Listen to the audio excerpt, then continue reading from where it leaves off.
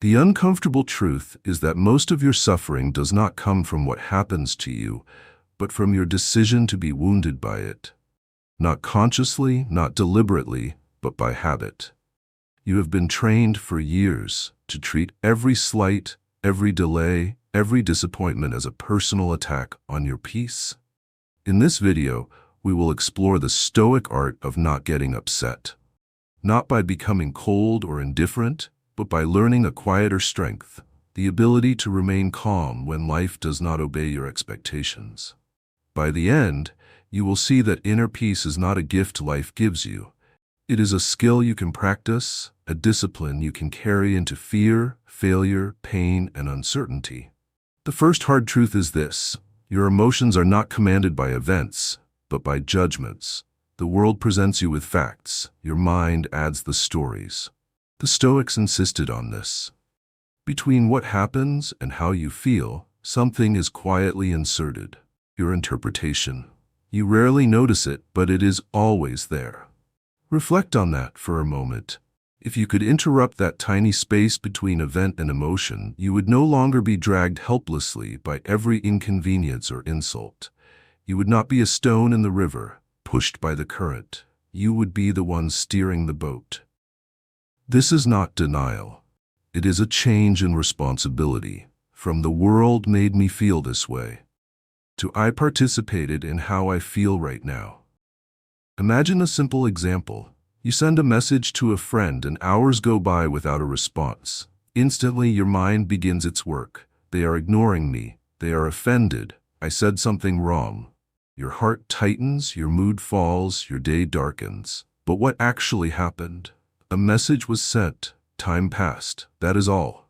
Everything else, the fear, the resentment, the injury, was built by your interpretation. The Stoic art of not getting upset begins exactly there, in learning to see the difference. Another hard truth follows. You are upset less by reality than by your expectations of reality.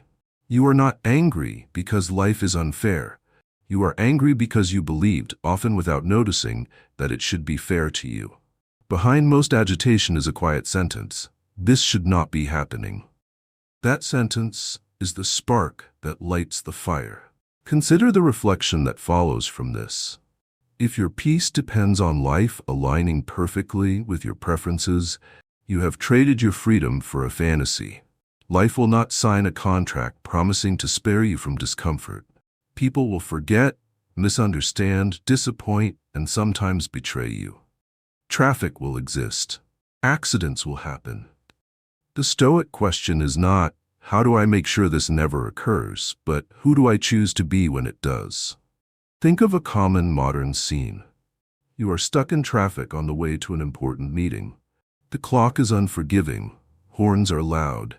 You feel the familiar rise of frustration, the urge to curse the cars, the city, perhaps your own poor planning.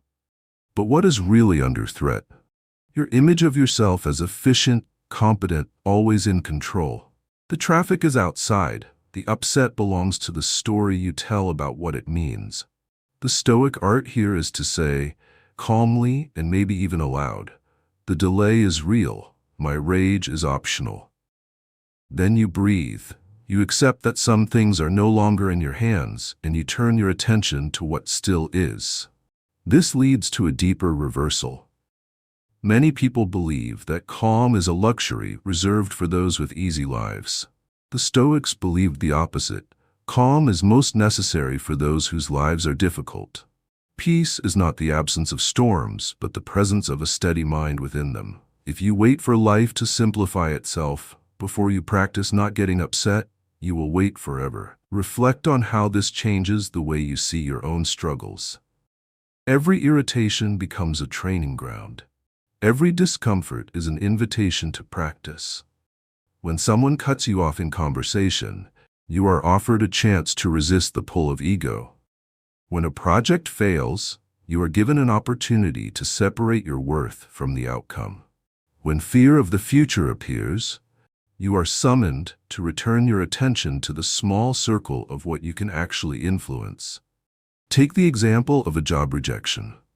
You prepared, you hoped, you imagined your new life, and then the email arrives.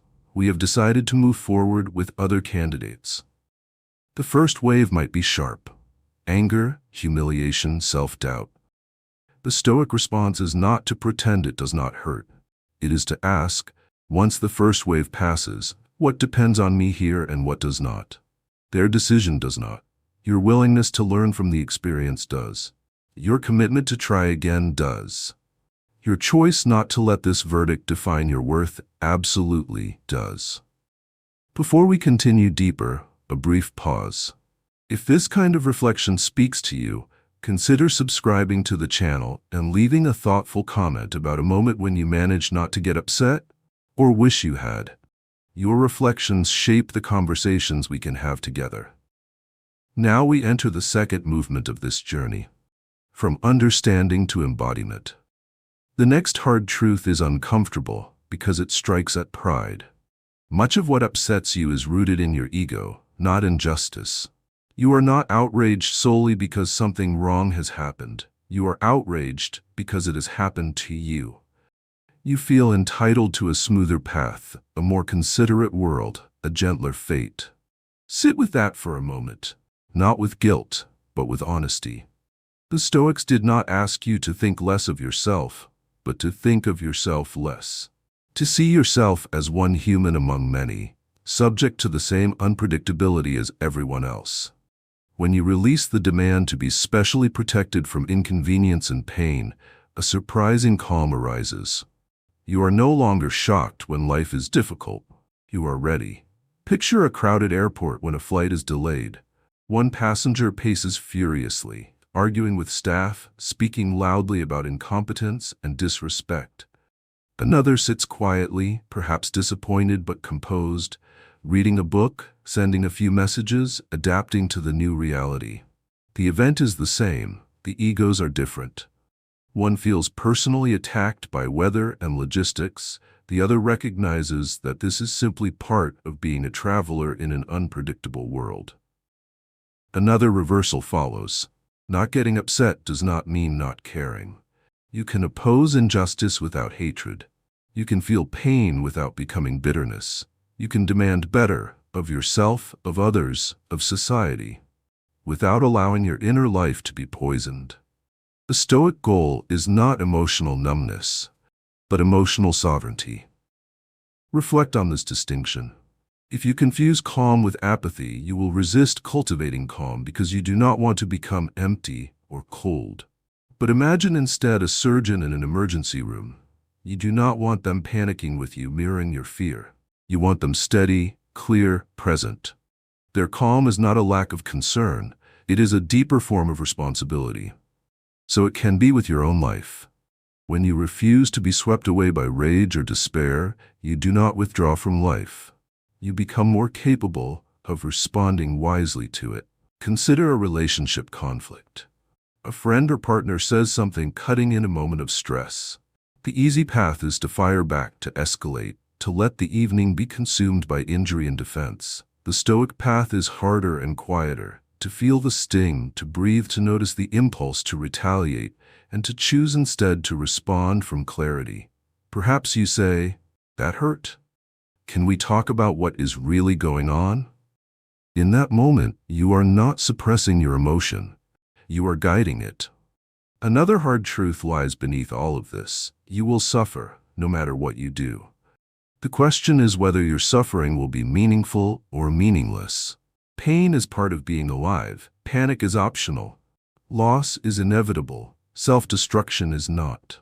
The Stoics invite you to trade unnecessary suffering, the kind created by resistance, resentment, and fantasy, for the cleaner, simpler pain of reality as it is.